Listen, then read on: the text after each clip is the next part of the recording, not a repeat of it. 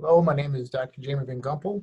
I'm the program director for the Mayo Clinic Neurosurgical Residency, in addition to the International Fellowship, and also the Associate Program Director for the skull-based program here.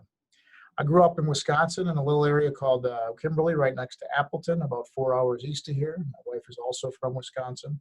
Went to the University of Wisconsin for undergraduate, as well as my medical degree. Spent some time in Montana working for the NIH, as well as did a fellowship down in Florida with doing complex cranial surgery with Dr. Harry Van Loveren, Sammy Yosef, and also Severe Agazzi.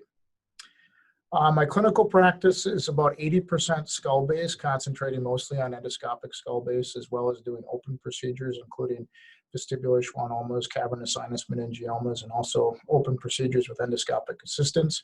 However, the lion's share of the procedures I do are pituitary tumors, chondrosarcomas, chordomas, craniopharyngiomas, and nasopharyngeal carcinomas.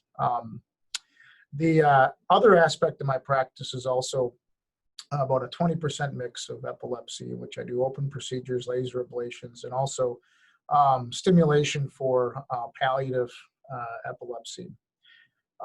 This dovetails into my research interests, in which I work with Dr. Greg Worrell and Dr. Brian Lundstrom, as well as a larger epilepsy group, working on new and innovative ways to treat epilepsy, and mostly in the device development run. We have two companies, Neural One, which develops thin film electrodes, in addition to Cadence, which is working on designing brain-machine interfaces for the future.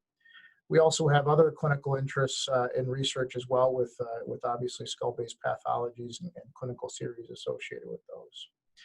What I enjoy most about the neurosurgical residency program is its ability for early autonomy and access to the operative theater.